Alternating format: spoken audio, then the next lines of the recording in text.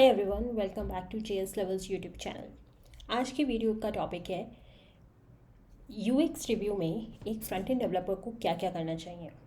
मैंने इसके लिए एक ब्लॉग भी लिखा है जिसका लिंक मैं आपको नीचे इस वीडियो की दे दूँगी।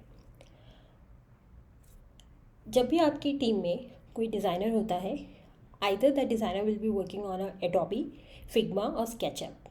स्केचअप की प्रॉब्लम ये है कि वो सिर्फ मैक पे अवेलेबल होता है। फिग्मा और Adobe you can access it on any OS. सबसे पहला क्वेश्चन आता है, क्या फ्रंट एंड डेवलपर्स को इन टूल्स की नॉलेज होनी चाहिए और इनका एक्सेस होना चाहिए या नहीं। I would say basic knowledge होनी चाहिए। अब आप सोचेंगे बेसिक नॉलेज मतलब क्या। To be very honest, basic knowledge का मतलब है कि फाइल को आपको ओपन करना आना चाहिए और उसको ओवरव्यू देखना आना चाहिए कि अगर मैं एक पर्टिकुलर एलिमेंट या एक फाइल में एक पर्टिकुलर एलिमेंट को सिलेक्ट करती हूँ या करता हूँ तो उसकी इन्फॉर्मेशन कहाँ पे मिलेगी। फिग्मा स्केच ऐप ने डेवलपर्स की लाइफ बहुत इजी कर दी है। फ़ोटोशॉप बेसिकली जो एडोबी का फ़ोटोशॉप है, I don't know how many people still use it, but most of the companies nowadays are either using Sketch और आइदर यूजिंग फिग्मा। दोनों में बेनिफिट ये है कि वो क्या करते हैं, जब आपके डिज़ाइनर इन फाइल्स को एक्सपोर्ट करते हैं तो they can export it as a HTML file. तो उसमें क्या होता है, जो भी उन्होंने स्टाइलिंग की होती है उसकी CSS प्रॉपर्टीज़ आपको मिल जाती हैं फर्स्ट। एंड सेकेंड, उसके लिए आपको स्पेशली आपको इनका लाइसेंस नहीं चाहिए होता है। तो you can without having the licence आप फिर भी ये डिज़ाइंस को एक्सेस कर सकते हैं। वाई इट इज़ इम्पॉर्टेंट, क्योंकि हर लाइसेंस की कॉस्ट होती है और कंपनी हैज़ टू पे। डिज़ाइनर्स के लिए ये VS कोड की तरह है फिग्मा और स्केचअप। हम डेवलपर्स के लिए सिर्फ फाइल ओपन करने के लिए या उनको एक तरह से स्किम करने के लिए एक टूल है जो हम शायद मंथ में हार्डली 4 से 5 बार ओपन करें। तो जो लाइसेंस की कॉस्ट है वो वेस्ट हो जाती है। तो अगर आपके लीड डेवलपर के पास लाइसेंस होगा ठीक है, अदरवाइज़ आपको ऐसा डेडिकेटेड लाइसेंस की ज़रूरत नहीं है। एज लॉन्ग एज आपके डिज़ाइनर्स आपको वो HTML फाइल एक्सपोर्ट करके दे रहे हैं जिसको आप अपने ब्राउज़र में रन करके देख सकते हैं, ठीक है। अब मैं आपको इस वीडियो में ये दिखाऊंगी कि मुझको ये डिज़ाइन मिला है एक डिज़ाइनर से, अब मैं इसको कैसे रिव्यू करूँगी। ये एक फिग्मा फाइल है, मेरे पास फिग्मा नहीं है मेरे डेस्कटॉप पे, मेरे पास कोई ऐप नहीं है। मैंने सिर्फ इसको ओपन किया इस फाइल के लिंक को और मैंने अपने Gmail से इस पर अकाउंट क्रिएट किया है which is free of cost, first thing. और सेकेंड थिंग, अगर आप देखेंगे तो ये व्यू ओनली है, मतलब कि मैं सिर्फ इसको देख सकती हूँ, व्यू कर सकती हूँ, मैं इसमें कुछ एडिट नहीं कर सकती। यहाँ पे मैं एक शाउट आउट दूँगी। एक्चुअली मैंने बहुत मंथ्स पहले ट्वीट किया था कि I need a designer who can give me design जिसको मैं रिव्यू कर सकूँ, and it took me months to make this video, so I am sorry about that. And the designer who actually provided me all these Figma details and everything, उनका मैं आपको पूरे का पूरा डिटेल नीचे इस वीडियो के दूँगी। Please go follow him on Twitter, LinkedIn and please support him. Okay, तो स्टार्ट करते हैं। So the first step is to open the design and now what I will do is कि मैं सबसे पहले तो यहाँ पे देखिए मैंने जैसे ही इसको सिलेक्ट किया, ये वाला पहला टूल है टॉप लेफ़्ट में, और मैंने इसको सिलेक्ट किया तो ये विड्थ मुझे यहाँ पे दिख रही है। अगर आप देखेंगे तो यहाँ से मैं कॉपी करके अपनी CSS में भी डाल सकती हूँ, बट आँख बंद करके ऐसे कॉपी नहीं करने का है, आपको सोच समझ की चीज़ें करने की है। तो अभी सबसे पहले मैंने क्या चेक कर रही हूँ कि इसकी विड्थ क्या है। इसकी विड्थ दी है 1440 px for the desktop. Now the first question I am gonna ask is, क्या ये रिस्पॉन्सिव होगा या नहीं होगा। टू बी ऑनेस्ट, हर एप्लीकेशन आजकल रिस्पॉन्सिव होनी चाहिए। तो फर्स्ट क्वेश्चन गया, रिस्पॉन्सिव है तो मोबाइल की स्क्रीन्स कहाँ है और टैब्स की स्क्रीन कहाँ है, and what are the breakpoints. अब यहाँ पे क्वेश्चन आता है कि ब्रेक पॉइंट्स तो डेवलपर्स को देना चाहिए। नो, ऐसा नहीं है, डिज़ाइनर्स भी दे सकते हैं because they are creating the designs. So हमेशा क्या होना चाहिए, जब डिज़ाइनर्स डिज़ाइंस बनाना शुरू कर रहे हैं उससे पहले डेवलपर और डिज़ाइनर क्लोज कर लें कि कौन से ब्रेक पॉइंट्स होंगे एंड अकॉर्डिंगली डिज़ाइंस होने चाहिए। तो यहाँ पे मैंने सबसे पहले क्या चेक किया है, रिस्पॉन्सिव डिज़ाइंस कहाँ है।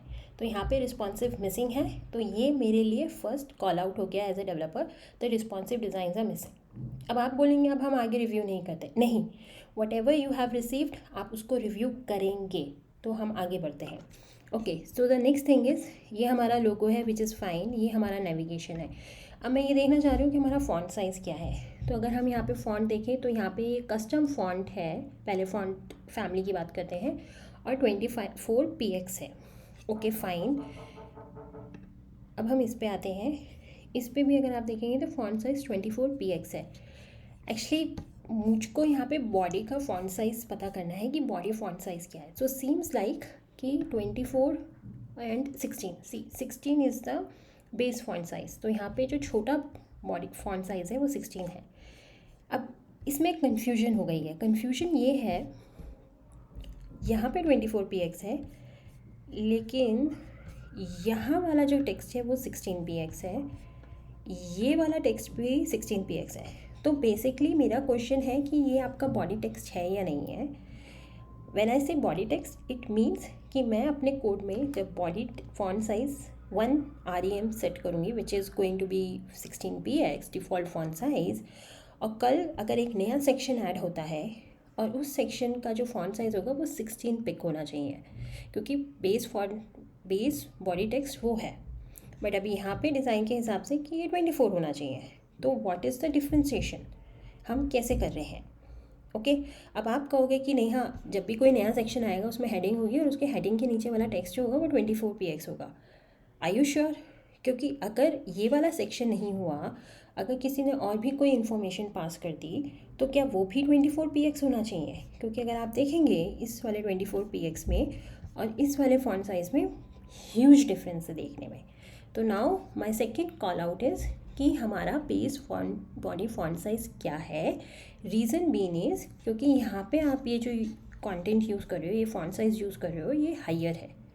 एंड अगर कभी भी कोई नया सेक्शन ऐड होता है तो उसका क्या होगा, 24 px होगा या 16 px होगा। Okay cool. अब नेक्स्ट चीज़ चेक करते हैं इनके फॉन्ट साइज़ की। इसका फॉन्ट साइज़ है 64। ओके, इसका है 30 px।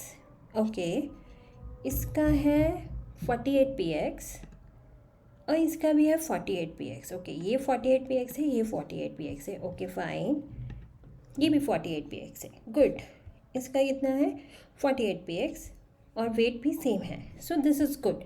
सी आपका ये ऊपर वाला सेक्शन है, होम पेज के ऊपर वाला सेक्शन, तो ये यूनिक हो सकता है, ये दोनों यूनिक हो सकते हैं, नो वरीज़। बट आपको ये देखना है कि बाकी ये जो अबाउट मी, माई स्किल, ये जो सेक्शन की हेडिंग्स हैं, जो सेक्शन में कंटेंट आ रहा है वो उसमें इनकन्सिस्टेंसी तो नहीं है। द रीज़न इज़ आप हर पेज पे जाके क्या हर हेडिंग का फॉन्ट साइज चेंज करेंगे? If yes, that is going to block your code files, your CSS, and आप अपने डॉम में एक्स्ट्रा क्लासेस ID ऐड करेंगे। So never do this. जब भी ऐसी इनकन्सिस्टेंसी आपको दिखे, please tell your designer to have consistency here. And consistency सिर्फ फॉन्ट साइज़ में नहीं, ये जितनी भी आप प्रॉपर्टीज़ देख रहे हैं इनमें होनी चाहिए। तो this is good, this is perfect. इसका कितना है 30 px, और अगर आप इसका देखेंगे तो ये भी 30 px है। तो अगर आप देखिए ये सब हेडिंग है, ये भी सब हेडिंग है, दोनों का 30 px है, तो ये भी ठीक है। Good, awesome. नेविगेशन हमारा 24 px था, ठीक है। अब हम नेक्स्ट चलते हैं कॉमन पे हमने हेडिंग आइडेंटिफाई कर ली, और अब मैं देख सकती हूँ कि यहाँ पे दो तरह के बटन हैं। एक ये वाला बटन है, टॉर्किश कलर है, और ये एक पिंकिश कलर है। तो इसको एक बार चेक कर लेते हैं। इसका फॉन्ट है 20। ओके, और इसका फॉन्ट है 16। ओके, इसका 16 है, इसमें भी चेक कर लेते हैं। इसका भी 16 है, इसका भी 16 है, इसका भी 16। ओके, नाउ यहाँ का फॉन्ट साइज़ बड़ा है विच इज़ फाइन 20 px, क्योंकि अगेन वही होम पेज है, ऊपर वाला सेक्शन है, तो ठीक है, बड़ा चलता है। यहाँ पे जो है फॉन्ट साइज़ वो है 16, इन सब का 16 है। एवरीथिंग इज़ फाइन है, कुछ गलत नहीं है। लेकिन अब यहाँ पे UX की बात आ जाती है। UX की बात ये है कि ये आपकी CTAs हैं, कॉल टू एक्शन है, इनका फॉन्ट और बॉडी का फॉन्ट टेक्स्ट सब सेम है। क्या डिज़ाइनर को for the UX perspective, for the user experience, इनको थोड़ा सा फॉन्ट साइज़ बड़ा करना चाहिए ये आप एक फीडबैक उनको प्रोवाइड कर सकते हैं and then they can decide कि उनको क्या करना है।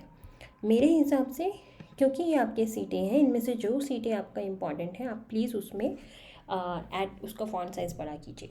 Now the next thing is कि where are the states. States means इसके होवर पे क्या इफ़ेक्ट होगा, अगर ये सिलेक्टेड है तो क्या इफ़ेक्ट होगा, वो सारी स्टेट्स इसमें से मिसिंग है। तो ये मेरा नेक्स्ट इसके लिए फीडबैक है। ओके हम ये हमारी इमेज होएगी। ओके सो यहाँ पे ये एरो है। अब मुझे नहीं पता कि ये क्या होना चाहिए, तो मुझको यहाँ पे एक बिहेवियर चाहिए कि what is the expectation of designer, कि मैं इस पर क्लिक करूँ तो क्या होना चाहिए, स्क्रॉल डाउन होना चाहिए, एनिमेशन होना चाहिए, क्या होना चाहिए, वो मिसिंग है। अगर स्क्रॉल डाउन होना चाहिए तो इसकी इस होम पेज की हाइट इस होम पेज के सेक्शन की हाइट कितनी है। आर यू एक्सपेक्टिंग कि ये पूरी हाइट ले लैपटॉप की और स्क्रीन की, इफ़ यस वो हाइट क्या है, क्योंकि अगर आप देखेंगे तो कंटेंट काफ़ी कम है, ठीक है। अदरवाइज़ अगर ये पूरी हाइट नहीं लेते हैं हम, तो what is the use of this arrow, और कितना डेट कंटेंट दिख सकता है। तो ये सारी चीज़ें इसमें से मिसिंग है। अगेन ये हमें कॉल आउट करनी होगी। नेविगेशन में भी सेम प्रॉब्लम है कि इसका सिलेक्टेड स्टेट नहीं है, इसका होवर स्टेट नहीं है। अगर मैं वर्क्स के अंदर जाती हूँ तो how as a user I will get to know कि वर्क्स वाले पेज में हूँ, तो उसका सिलेक्शन वाला जो स्टाइल है एक्टिव वाला, वो मिसिंग है यहाँ से। तो ये हो गया हमारा ऊपर वाला सेक्शन। ये हो गया हमारा नीचे वाला सेक्शन अबाउट मी। इसमें ऐसा कुछ नहीं है, ये आपकी इमेज चाहिए, ये आप आइकन्स यूज़ कर सकते हैं, ये लिंक होंगे मोस्ट प्रॉब्ली। आप यहाँ पे एक फीडबैक दे सकते हैं कि सारा कंटेंट जो है वो लेफ्ट अलाइन है, only the icons are center line which looks very awkward. तो इसको भी आप लेफ्ट अलाइन बोल सकते हैं। Again this is not a coding feedback, but this is again goes in the look and feel और user feedback. Okay my skill में आते हैं। अब ये सारी आपकी इमेजेस होंगी।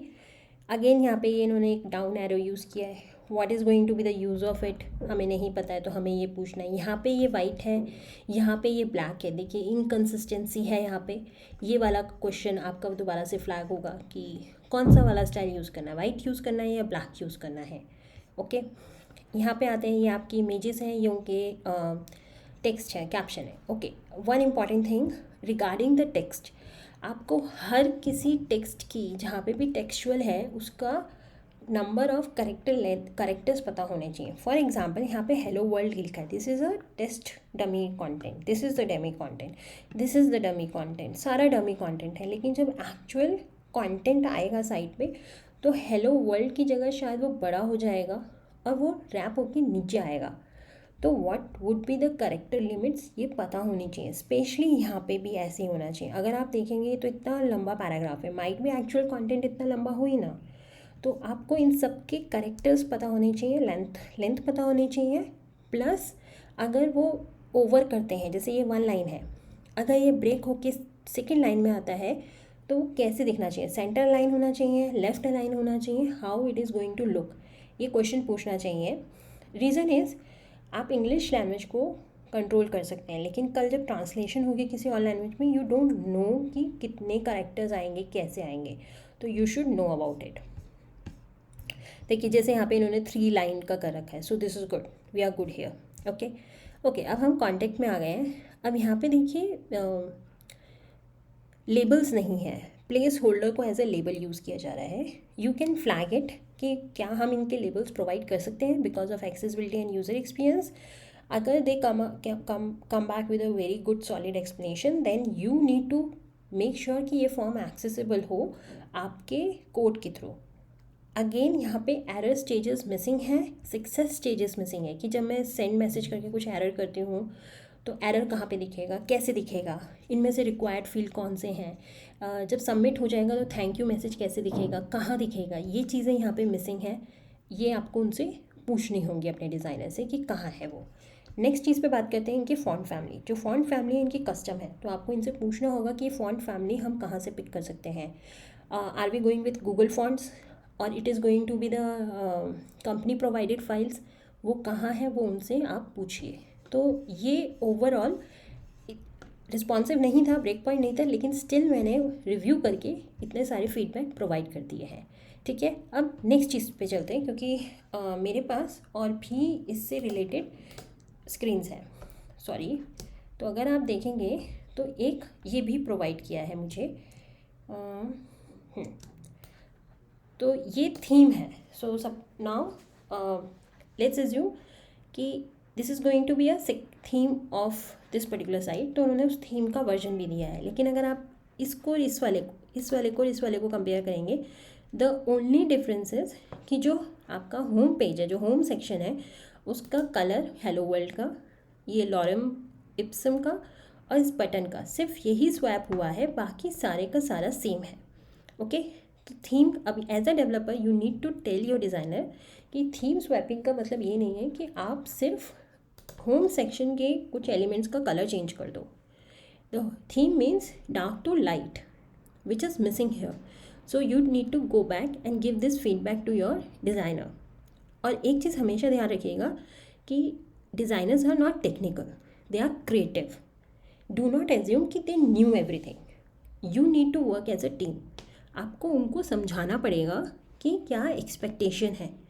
जैसे कि आपको फिग्मा, स्केच, यूएक्स नहीं आता है, थोड़ा बहुत आता है, वैसे उन्हें भी थोड़ा बहुत ही आता होगा tech. Okay, so never start fighting और questioning their skills, but help them out. Okay okay, now the next thing is ask your designers to provide you the style guide. Okay, what is style guide now? So अगर आप यहाँ पे देखेंगे तो ये इन्होंने font जो use किए हैं उसकी इन्फॉर्मेशन यहाँ पे प्रोवाइड की है कि आपका जो फॉन्ट है वो पॉपिन्स है और वो ऐसे दिखता है। ठीक है, ये टाइपोग्राफी की हाई लेवल डिटेल हो गई। लेकिन in a style guide it should also be mention कि आपका heading, subheading, body text, उनका font size, type, line height वो क्या है। अब क्या होगा उससे, अगर इन्होंने यहाँ पे ये प्रोवाइड किया होता तो instead of going back here and doing the changes, वो क्या कर सकते थे, वो सिर्फ स्टाइल गाइड में चेंज कर सकते थे। इस स्टाइल गाइड को वो एज अ PDF और JPEG पब्लिश कर देते डेवलपर्स, क्लाइंट और टेस्टर के लिए। तो now instead of every time opening this file, everyone will go to this style guide और वहाँ से वेरीफाई करते कि इन्फॉर्मेशन क्या है। तो ये आपका सिंगल सोर्स ऑफ ट्रूथ हो जाता for the values and for the presentation, that how it is going to look, आप इसको रेफ़र करते। अगर आप देखो तो ये एग्ज़ाम्पल, बेस्ट एग्ज़ाम्पल कलर्स का है कि ये 4 कलर्स यूज़ हो रहे हैं इसमें और ये वाला इसका कलर कोड है। हाउएवर ये जो इन्होंने शेड स्केल दे रखे हैं इसका यूजेज यहाँ पे नहीं पता। तो कई बार क्या होता है, डिज़ाइनर्स बहुत क्रिएटिव हो जाते हैं and they provide. So ask them कि इन कलर शेड का क्या करना है। If these are not required, ask them to remove it. Ask them कि कलर कोड सिर्फ हैश उसमें नहीं, हेक्सा में नहीं, RGB में भी प्रोवाइड करें।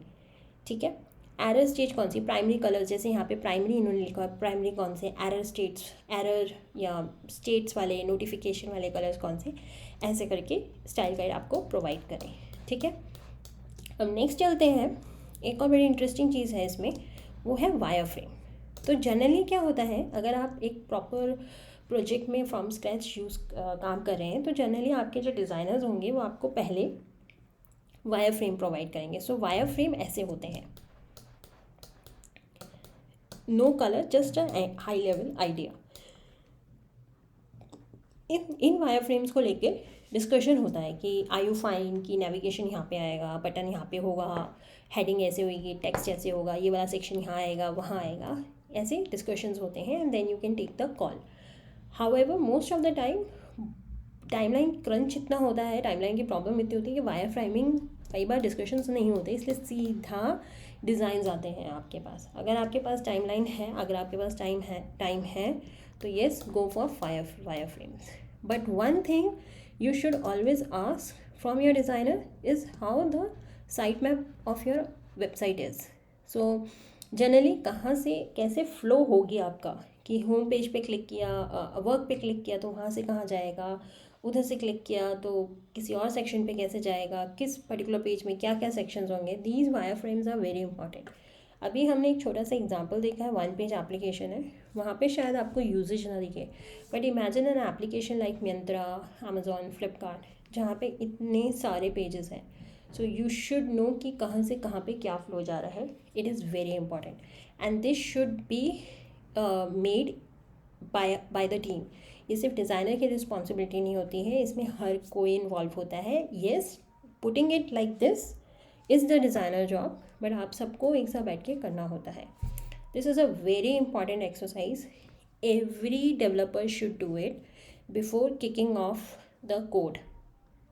रीज़न सबसे बड़ा ये भी है, अगर आप देखेंगे मैंने जितना आपसे डिस्कस किया, हमने कोड कंसिस्टेंसी की बात की, कोड कम लिखने की बात की, और हमने कितने सारे बग्स अवॉइड कर दिए। सपोज़ कीजिए आप अगर सीधा जाके इसको डेवलप कर देते, तो आप डेवलप करके जैसे ही आप इसे क्यूए को हैंड ओवर करते, सबसे पहला इशू आता कि साइट रिस्पॉन्सिव नहीं है। दूसरा इशू आता कि मैंने एक नया डायनेमिक कंटेंट ऐड किया और उसका फॉन्ट साइज 24 px हो रहा है, 16 px नहीं हो रहा है। सो ऐसे करके जो इश्यूज आएंगे उनको आपने पहले ही कोड लिखने से पहले ही हैंडल कर लिया है। So please do it, it is good for you, your designer, your whole team, your whole project. Okay, I hope ये वीडियो आपके लिए हेल्पफुल होगी। बहुत टाइम से, मंथ से ये पेंडिंग थी, so finally today I made it blog the information of the designer who help me in making giving me these Figma files. सारी कमेंट सेक्शन में, डिस्क्रिप्शन सेक्शन में होगी इस वीडियो के। Thank you so much for watching it, bye.